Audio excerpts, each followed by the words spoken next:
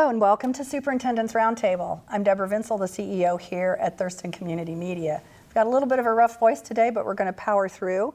Periodically, we invite the superintendents from the 4 largest school districts in Thurston County to talk about education in our community.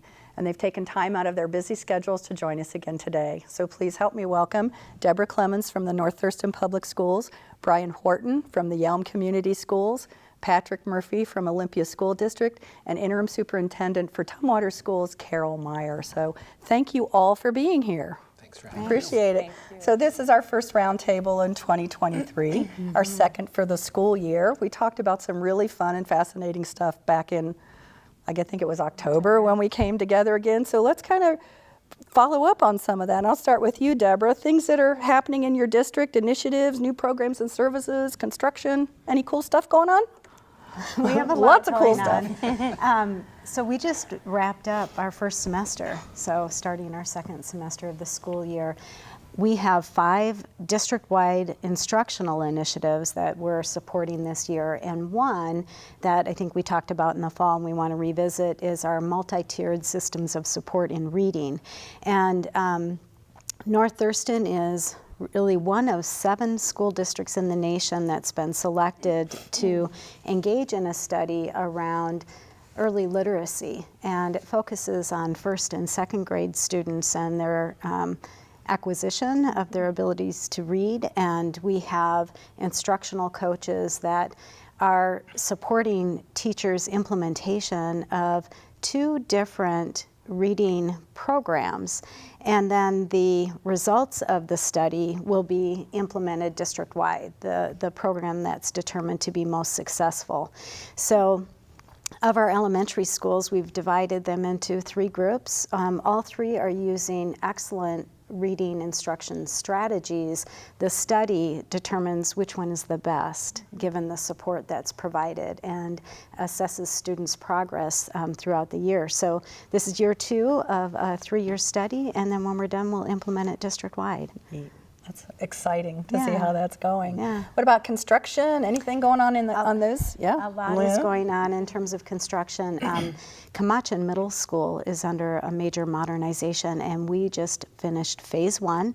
Our administrative offices that were located over in classrooms were relocated into brand new administrative offices. Now has a brand new secure entrance. The library has been moved to the front of the building, brand new library with lots of natural light. River Ridge High School is under major construction. We've added an entrance off of Hoe Street that will separate eventually the bus traffic from the parent drop-off and students arriving on campus, breaking traffic into separate areas for arriving on campus really reduces any potential accidents. So that was completed so far this year. We're also adding on a new weight room and connecting the auxiliary gym to the main building. So it's a first phase of what will be 3 major phases of construction. This summer there will be 34 portable classrooms delivered on site. Brian knows the site well. It will be around the back of the site in order to prepare for the construction of a major academic building. Good, great. Yeah. Brian, I'm going to move on to you. Cool, fun new things happening in Yelm? The most visible of the cool, fun things, we're just coming to the end of a bond measure. And over the last 3 years, we've replaced 2 schools. So Southworth Elementary and Yelm Middle School opened. We did 7 safety upgrades at the remaining campuses. So they all have secure entry. They all have new camera systems, new separation of cars from buses in lots. Lots of really exciting things. Additionally, we replaced 3 HVAC systems. We added 6 athletic fields.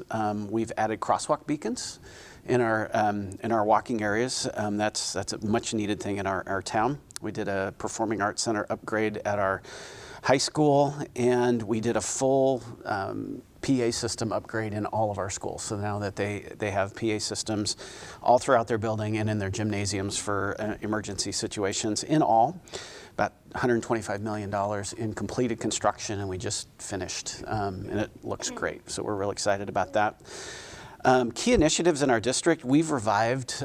We had a great series called our Community Safety Series pre-COVID, and we brought that back this year. So a couple months ago, we did a full series on fentanyl and drug traffic in Thurston County, brought in experts for a panel discussion, gave parents a lot of tips on some of the safety measures. This coming week or next week, we'll be doing one on social, emotional, and physical health resources throughout Thurston County. So trying to connect families to everything that could help with any type of struggle that they're having. That could be personal transportation all the way through medical insurance. And we're focusing our panel this time on suicide prevention, self-harm, anxiety, depression strategies with students. And I guess the last thing that we're really engaged in is we're involved in a superintendent search. I'll be retiring in June, and semi-retiring. And so we're in the recruitment phase right now, and that's going really well. A lot of very positive things that we'll be able to offer the next superintendent. Great. Patrick, what about Olympia? Well, lots happening in Olympia, maybe starting on the construction side. We're also coming to the end of a bond, and our main construction project right now is Avanti High School, which is our sort of choice alternative high school in the system. And it's actually housed where the district office used to be, and it is in one of the oldest buildings, probably in the city of Olympia. I think it was built during the Harding administration. I think it's 1922. Yeah, Lincoln Elementary School is actually the mirror image of it. They were built about the same time. So when you're doing a remodel in a building like that, that's pretty complex work. So, but they've been doing a great job. We've moved the staff and the student body to an adjacent building while we're working on the main building. And we're also going to house our 18 to 21-year-old transition program in that same building when it's done, which I think is going to be fantastic because the student bodies, I think, will do a lot of stuff together. And it's right on the same campus, really, as Madison Elementary School. So they just got all sorts of opportunities there. In the terms of initiatives and the things that are happening, I guess I'd probably talk about three things. One, like Brian was saying, I think, and maybe we'll talk about this later, Deb, but we're really focusing on the whole child. And I think that we've always known strong teaching and instruction isn't just about academics. If a student's not doing well physically and mentally, they can't do well academically. And so we are continuing to use SEL curriculum across all grades, elementary, middle, and high, to really help students think about those things that might be causing a struggle for them on the social emotional side to help them be more successful academically. We use Character Strong at the secondary level and second step curriculum at the elementary level, and our teachers teach lessons that aren't separate from the academics. They're built right alongside it. So that's one. The other thing I would mention is, I think we all do this, we just launched a transitional kindergarten program.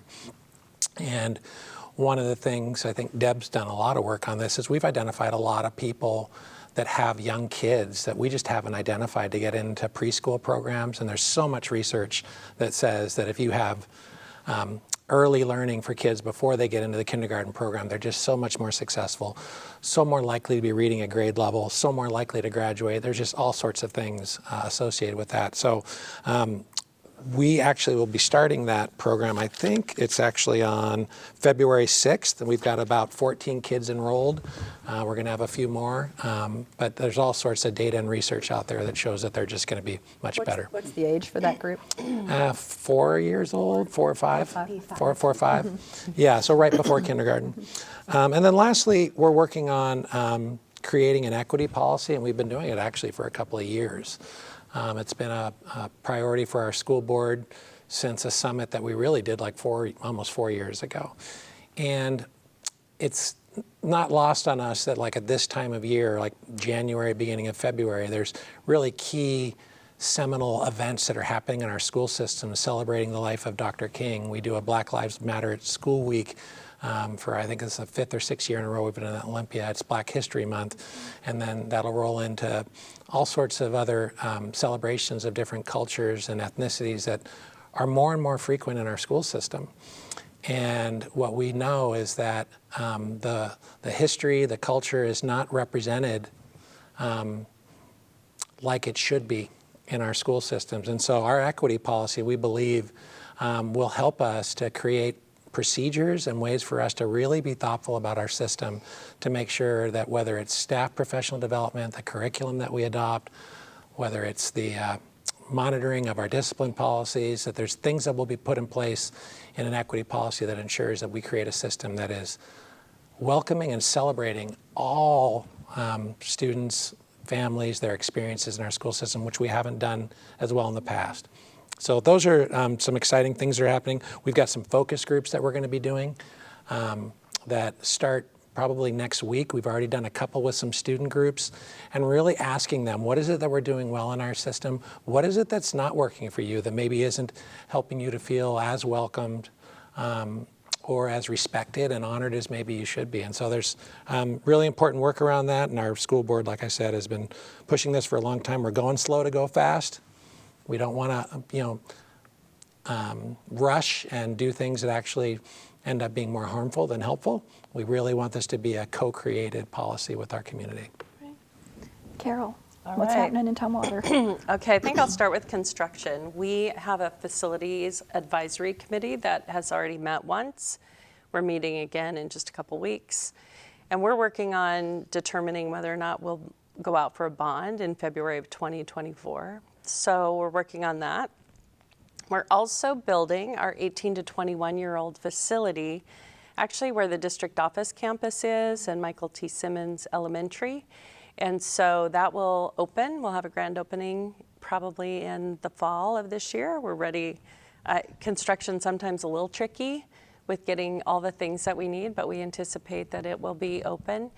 Right now it's located at New Market Skills Center, and the access to city buses isn't really very efficient out there. And so we're going to move that program closer to our office. So we're excited about that.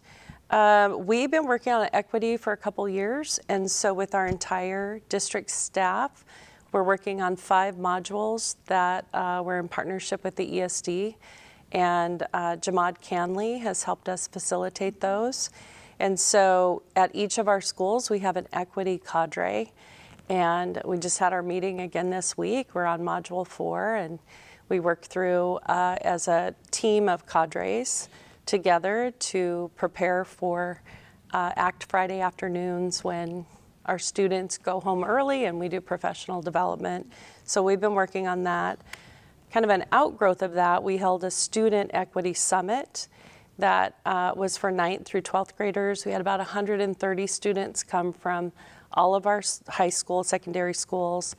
And a culminating project of that at the very end, it was led by Jamad Canley and Aaron Jones. And at the end, they were given the task to either produce a piece of art or a piece of writing. And we had some pretty amazing poetry come out of that. And so last month was School Board Appreciation Month. So at our meeting last week, we had musicians come and play. We had some students come and read their poetry from that event to our school board. It was a pretty big hit. So those are things that we've been working on as a district around equity. We continue to work on what we refer to as the ABCs: attendance, behavior, course completion, and social emotional learning. So those are the areas of focus and initiatives that we're working on in all of our schools. All of you have social emotional learning components in your curricula. And before we went on air, we talked briefly about mental wellness with our students. And I heard a statistic this morning on NPR that 40% of parents of middle and high school students are concerned that their young people are struggling with anxiety and or depression. And the statistic, I was gobsmacked. I mean, 40% of parents. So I know a lot of parents who have kids in that age group. There have been some fairly tragic events in our community recently, but also nationally that I think our young people are very aware of. How are the districts, how are the schools engaging students and helping them with their mental wellness? I'll kick it off. And Yeah, then, okay. because it's been a focus actually for a number of years. And one thing that we have made as a focus is when you're not feeling okay, you need to talk about it. You need to reach out to a caring adult and have a conversation. And we need to, in our society, continue to focus on removing the stigma associated with seeking help for mental health. Just like we do for physical health, if you have a cut on your finger, you go to the nurse's office and no one thinks twice about it. And in our schools, I think all of us have counselors in all of our schools. And our school counselors, well, first, I mean, you know, we all have social emotional learning curriculum, and that's standard in all of our schools today. And building those relationships within the classroom and with the adults that a student interacts with every single day is key. Then seeing a counselor when you need additional support and guidance. In North Thurston Public Schools, we employ 13 mental health specialists. So those individuals provide both individual and group counseling specific to mental health, but students are referred to them through their counselor. So it really is a multi-tiered system of support around mental health. And I think for all of us, as our students returned to school last year, we were recognizing that our students were really missing one another, missing those social connections. In North Thurston, one thing that we're super excited about is the level of participation in activities and athletics is greater than at any other time. And I think students feeling that connection to their school community beyond the classroom is really critical to helping them express their sense of belonging and connection. Yeah. It's a major focus. I'll try not to repeat everything that Deb said, but we have curriculum at every level. Second step at the elementary, Character Strong in the middle, and Renaissance at the high school level.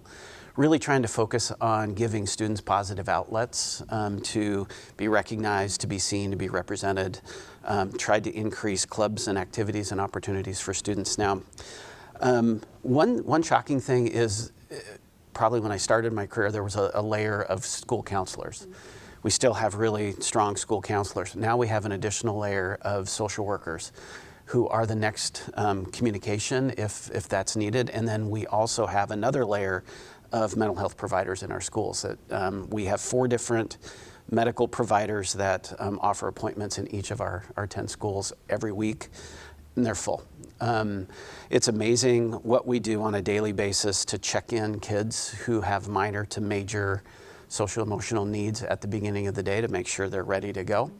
And that process continues throughout the day. And it is basic education now. We have to do that in order to get kids into class doing the things that they need to do to be academically successful. I will say, I'm going to throw this in there, is that with most of our, if there's conflict or if there's anxiety that's present especially the secondary schools, we're going to find a strong connection to social media or media. That what kids are doing outside of school spills over to the school, between parents, between students, that we have to exert a lot of resources to calm down, to understand what that means, to provide services if needed, but more importantly, make sure that student knows that it's a safe place at school and they're supported there. I want to piggyback on that. When we got our federal relief dollars, we used that really with a focus on mental health and support for families coming out of the trauma of COVID. But as Deb said, this isn't new. COVID didn't cause mental health needs in our schools. It's been around for a long time, and it's been around forever, actually. So we use that money to, fund social workers and family liaisons that help families in crisis, and more people in our health rooms to help with physical and mental needs. Use the curriculum. We have lots of things that we do, but a real focus that we talked about was digital well-being. And we talked about this morning in our superintendent's group. And there's a real strong belief, that I believe this, that, did you hear about the Seattle School District suing the the providers. Yes. So I compare this to the tobacco companies of the 70s and the 80s, where they knew that that was addictive, and still were continuing to put that out into people, knowing that it was harming them, causing cancer, whatever that was. And there were big lawsuits and things that were settled. It's not a wondering anymore. There is lots of research that says that the phones that we have, I left my phone out there, I didn't want it here, that it is addictive, that the things that are coming at us and that our kids are looking at, and adults for that matter, every day, is changing the chemicals in our brain. And it is causing massive amounts of anxiety and depression that we've not seen before, with COVID and everything else on top of it. And so I'm not sure what the long-term solution is going to be, that because it's not going to go away. It's not like we're going to pass a law and phones aren't going to be here. We're going to still continue to get this information coming at us all the time. But we've got to figure out something different, because it's literally, in some cases, people are dying, and it is harming people significantly. And so that whole idea of digital well-being, digital health, and really thinking through that is going to be critical to the steps that we do moving forward.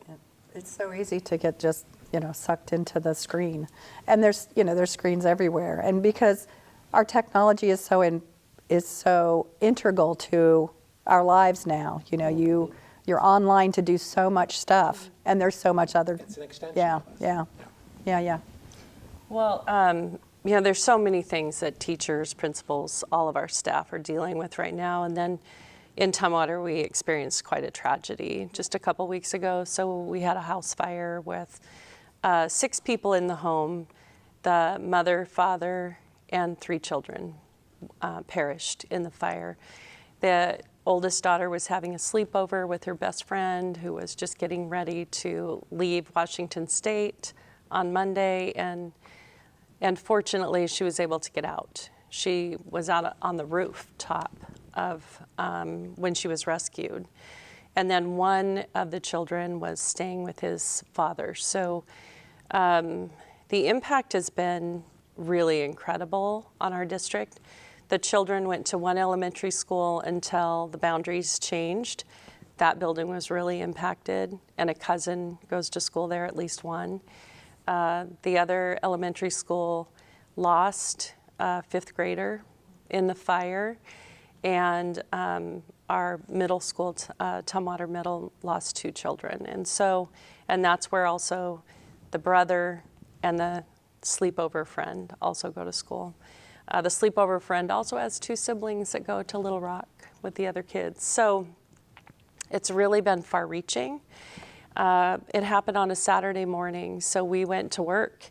We have a critical incident response guideline and teams, and we had a little bit of time on our side. So we pulled together, started strategizing with our guidelines about what to do, and we came together Sunday night and had all of our board members, our teams, all of our principals, and our ad council team there. So even building and grounds and transportation were all at the table with us. And we divided into teams for each of the schools and transportation that was impacted.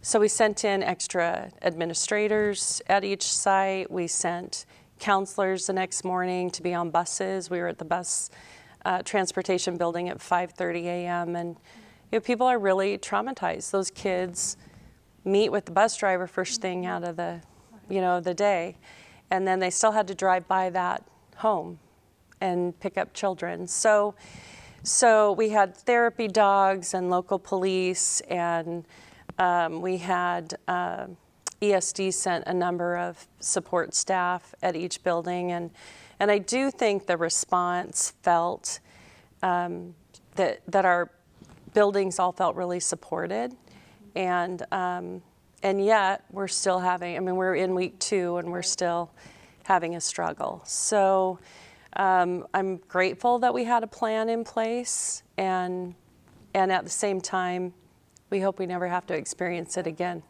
How are your staff? Well, I think that, we'd done a lot around secondary trauma this fall, and we were saying, just with the pandemic alone, we were experiencing that.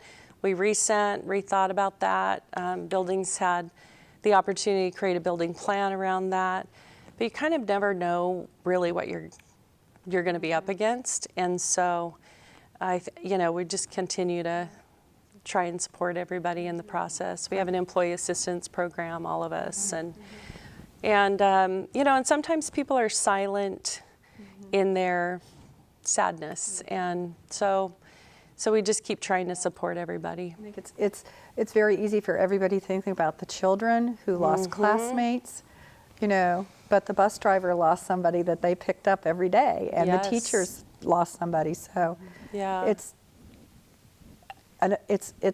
a tragic trauma for Yeah. a school. Patrick. It's a great illustration of how important the school is Yes. and the district is in providing that structure to comfort and to give people a place to go. I mean, we've had some real terrible things happen in our school districts, and suicide, things that have happened. And I went out and talked to staff at one of our schools as they were talking through and going through our crisis response plan and getting all the people in place. And I remember thinking to myself, thank goodness we are in session. We're a community. Well, and thank goodness we're not remote right now. Right.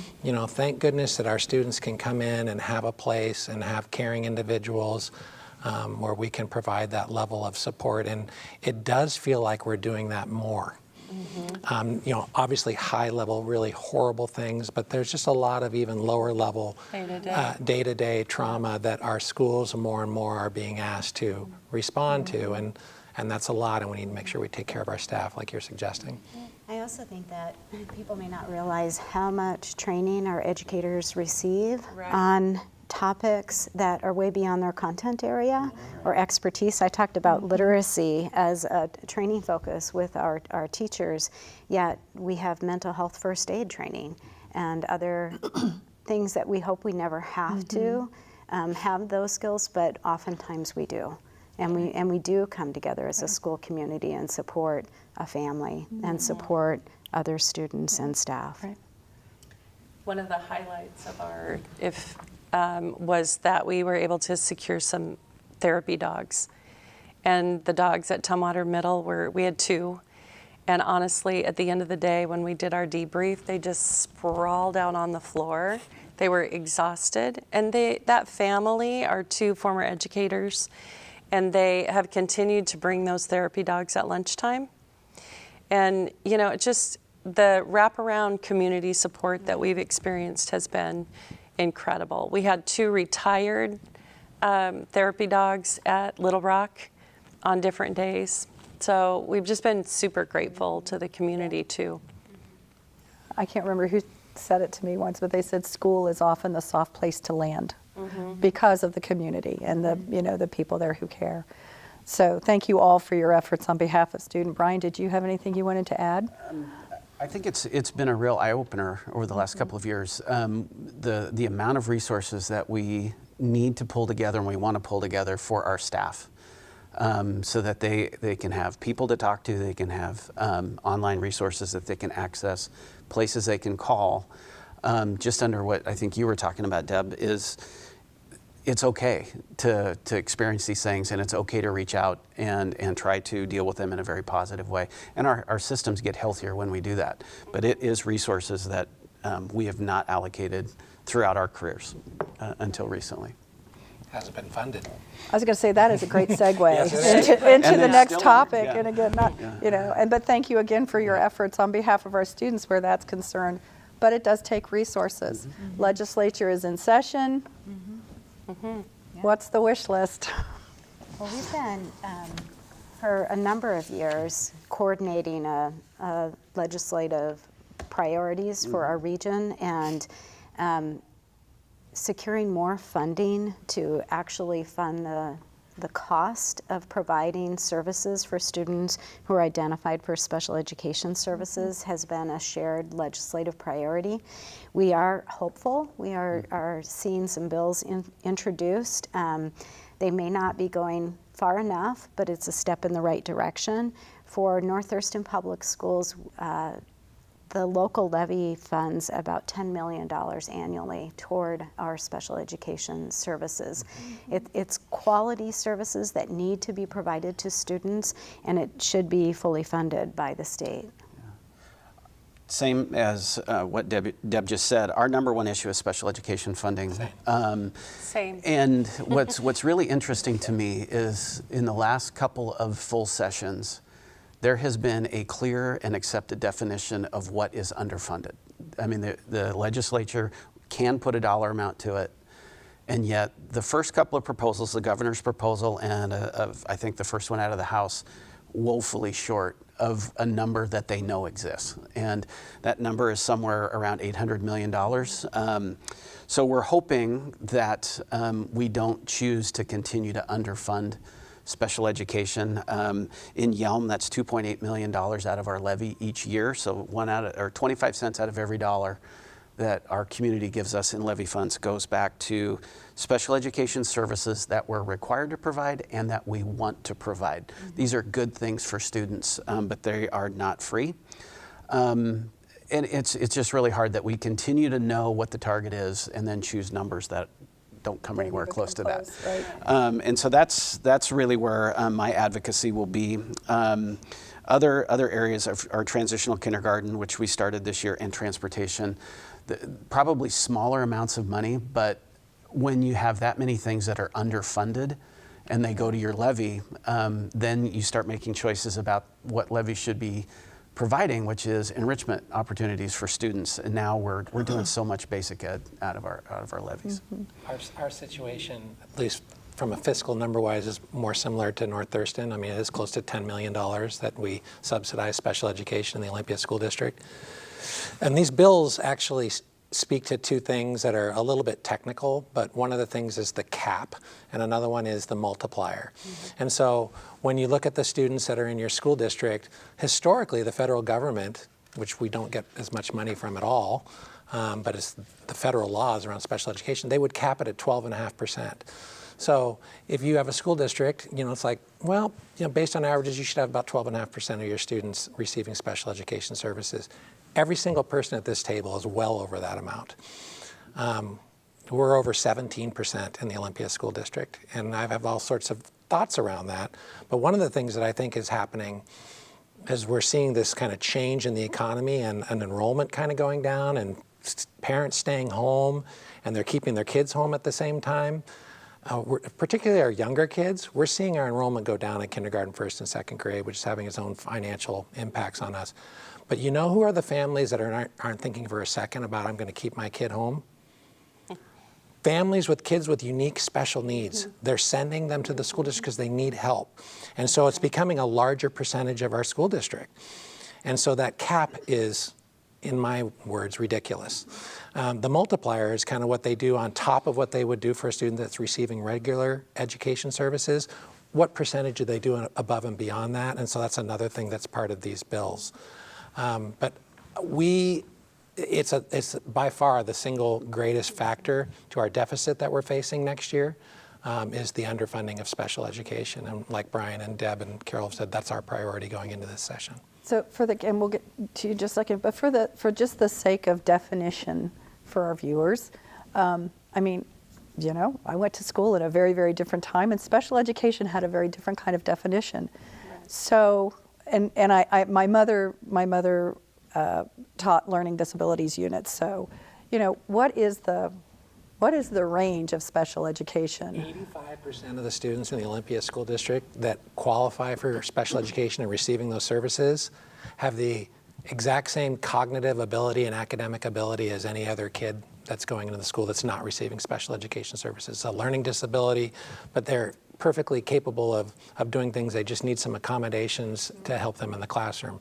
A much smaller percentage is pretty severe, profound special needs, maybe life skills, maybe there's pretty, profound physical, verbal abilities. We've seen that number go up too. Mm-hmm. So that number is really increasing, and the number that have the more of a learning disability is really increasing as well.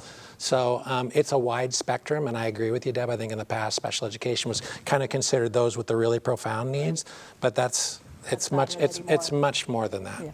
Much more technical, much more therapeutic based than just simple supports in classrooms, all the way up to we have multiple students this year that we're serving in other states. Because our state just does not have the types of programs that those students need. We're having great success, but that comes with incredible costs. Those 3 students, the additional costs are in over $1 million. So, and we're happy they're getting those services because they're making huge gains. But the technical training of teachers, paraeducators, therapists, the needs are growing along with the numbers. So it's a very, very scientific need. To that point about we're making great gains, when the COVID hit, the first group of students that we said we need to get kids back in school was our kids that were receiving special education services. And we just did an academic report the other night with our board. And the highlight for us was our kids with special needs when we were using our MAP testing and looking. Our assessment, we were way above the national average on that. We put so much emphasis on that, but it costs money. And that's why that percentage that we're paying out of local funds or from our general fund continues to increase because we're putting rightfully that emphasis. But especially when you say 85% of your students qualify in some way. So, well, actually, no. What I was saying is, 17% of our students are receiving special education services. What I was saying is, out of those 1,500 students, 1,500 students in the Olympia School District, and we have like 9,300 kids, that 85% of them are cognitively just as capable in a classroom as anybody else, but they have unique things, whether it's a health impairment or things that are keeping them from being able to be successful. Thank you for clarifying. I apologize. Yeah. I could reiterate most of what they've already said. For Tumwater, it's just under $2 million locally that we fund special education. And I think that just continues to increase over time. Those students that Patrick's referring to, that 85%, they also require extra adult support in the classroom, often to take notes or to make sure they manage their behavior or just a variety of things. So it's increased our staffing, and I think one of the, not to steal your quotes from another meeting that we were at, but we had a certain level of staffing in like 2013, and our staffing requirements have just exploded in the last 10 years. And those are a lot of times to support our students with special education needs. And so that's a very big concern. I think another one that we share, I'm glancing at my friends' papers because we collaborate around these, is just the underfunding of transportation. And we've really struggled to get bus drivers, most of us, and at the same time our transportation costs and the formulas that we used for that are not meeting the basic requirements for transportation in all of our districts. So transportation, special ed, anything else you want the legislature to try to tackle? Mental health. Mental health. Yeah. We do have one that we're working on that really is at very little cost to the state, and that is a Purple Star designation. So most of our school districts serve a number of students who are military-connected youth. Military-connected youth end up moving several times throughout their K-12 experience, and our districts are providing additional supports for military-connected youth, yet we have no way in our state currently to receive a designation as a school district. It reassures families when they are moving into the area to know that our school districts are providing this level of support, things such as before and after school or lunch clubs where other students who are also maybe experiencing the deployment of a parent can come together with a social worker, talk about what they're experiencing, making sure that they have the support to be successful in school. And so it's Purple Star legislation that we're asking to get passed this legislative session. We would be, I believe, one of 34 states then that currently have that designation.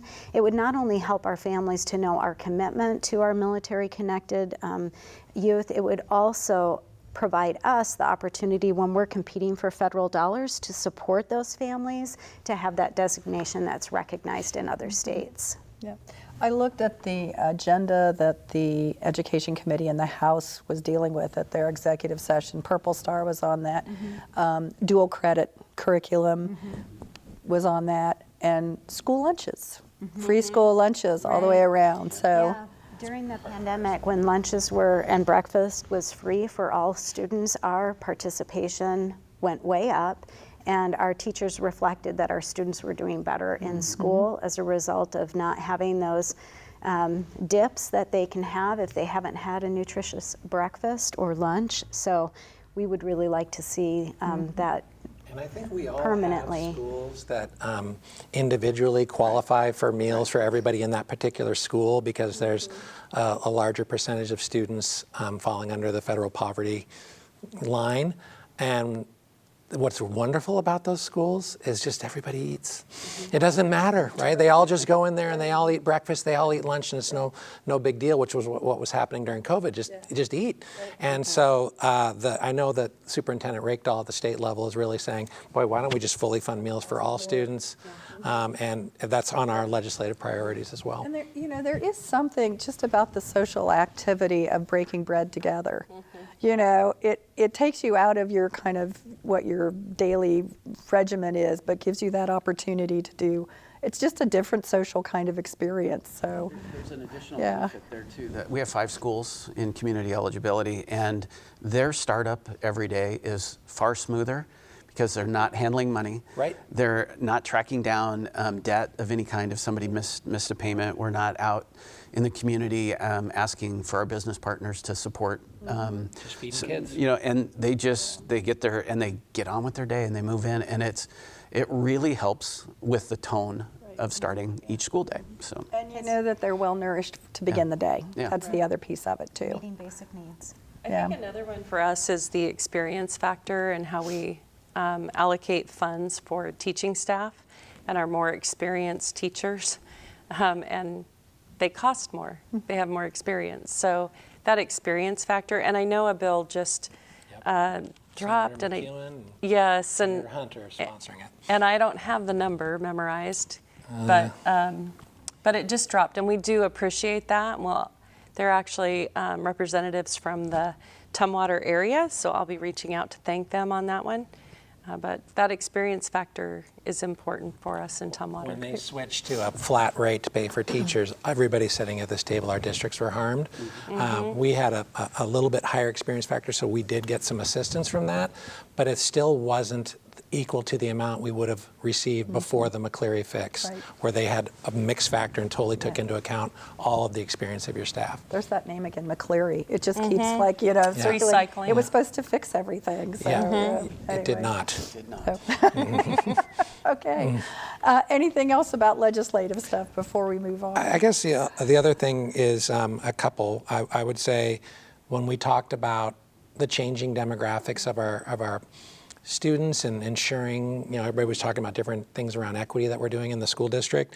That costs money too, right? So when you want to make sure that all staff are trained up, that we have an opportunity to relook at our library collections and do all the things to make sure we're creating a school system. So we've talked about that as well, and just the entire funding McCleary fix. I mean, regionalization was an interesting thing that not everybody got, and I think with all the changing costs of living and things that are going on, I think they need to relook at that. They promised to relook at that, and I've heard they're not going to look at it much this session. But that's something else that we're hoping that they will take a look at. Okay.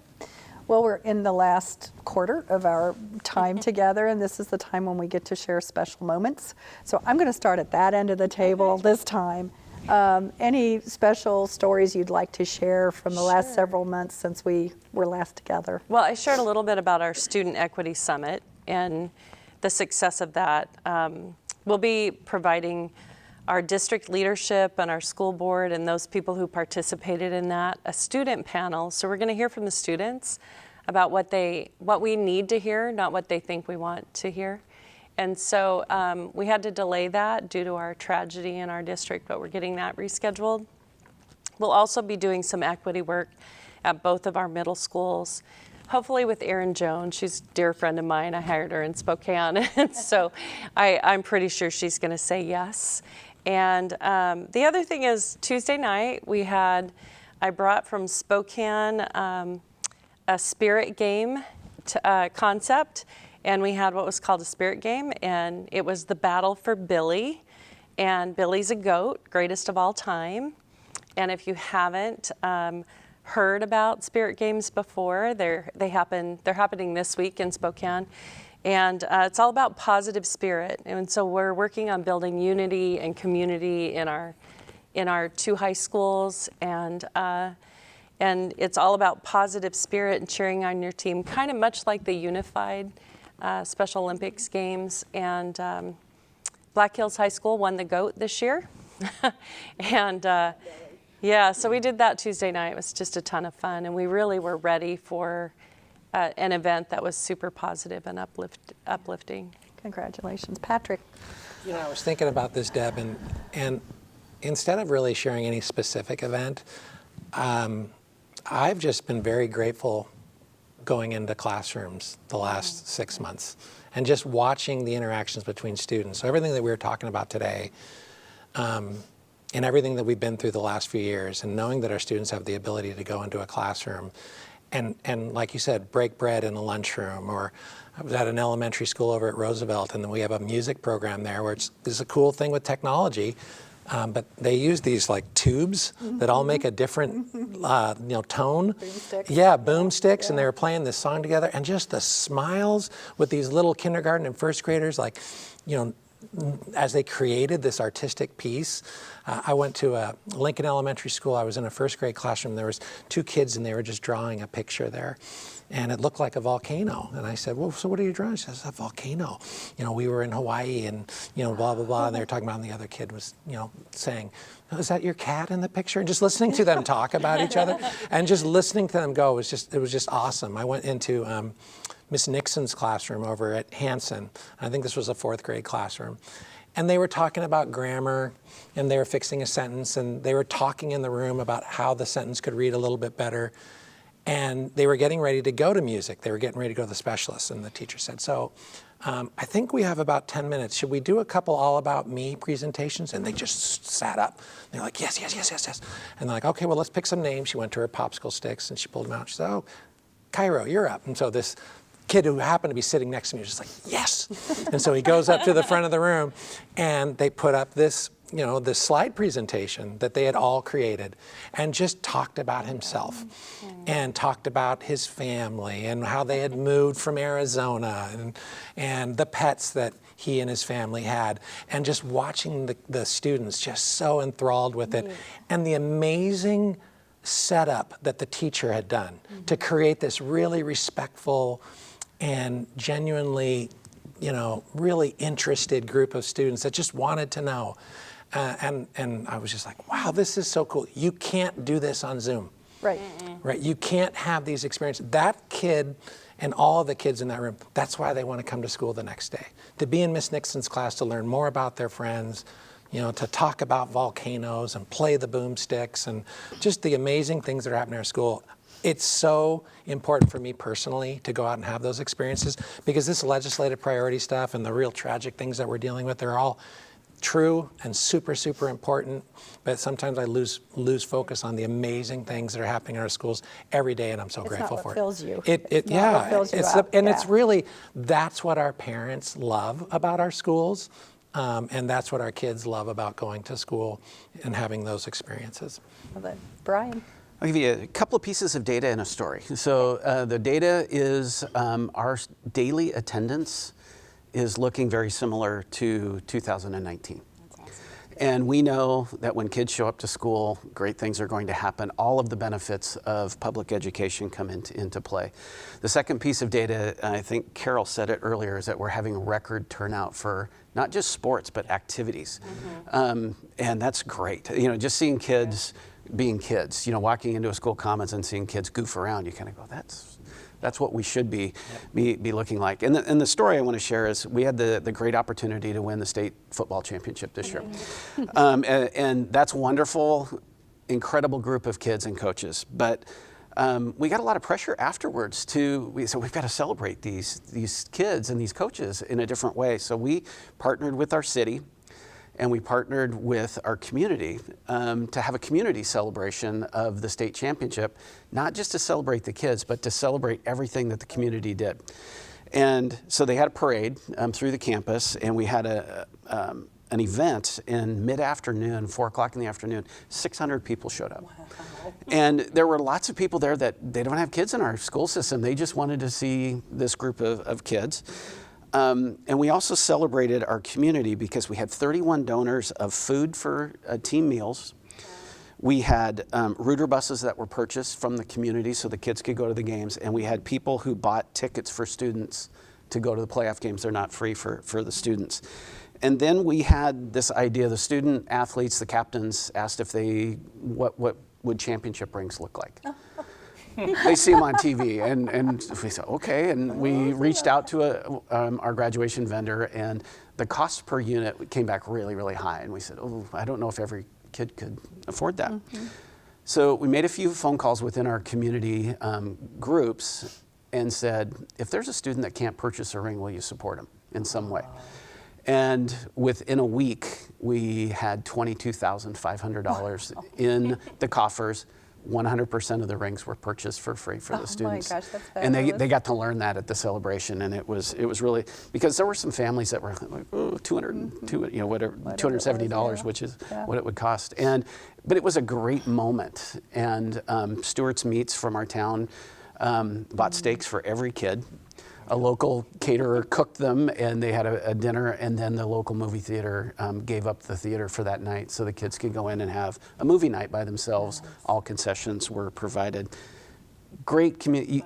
It's one thing to win a state title, but it's another thing to have that many people put their arms around a group of kids and say thank you. It was fun. It was a fun fall. Yeah, good for you. Yeah. Great. I was Deborah? thinking about just the power of public education. Yeah. Like in all of our communities, how our communities come out in support of our kids and in support of our staff. Yeah. So I have a story to share.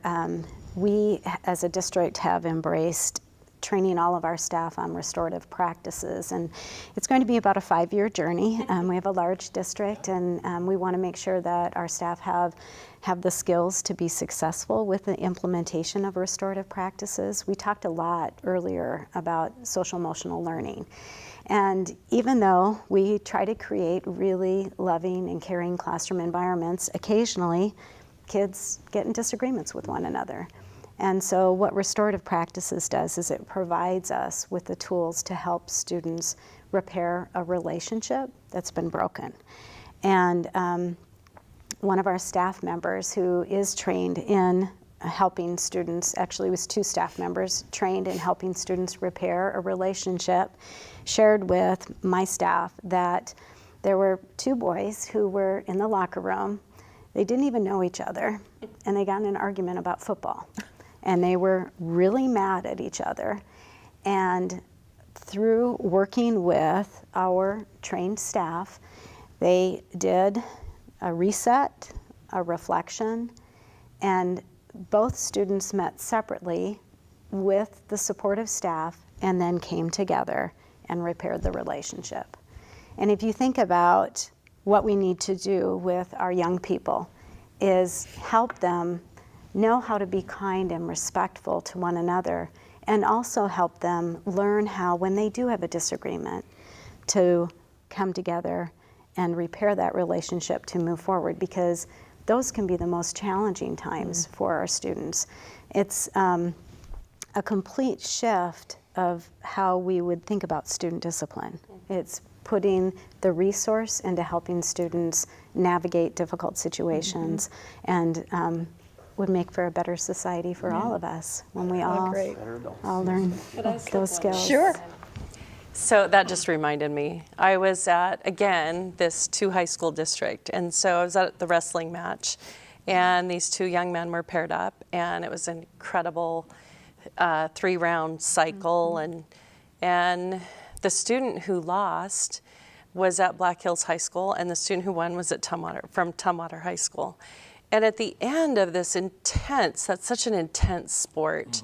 And at the end, the Tumwater kid's hand was raised, but the Black Hills High School kid waited and then stepped into the circle and embraced him.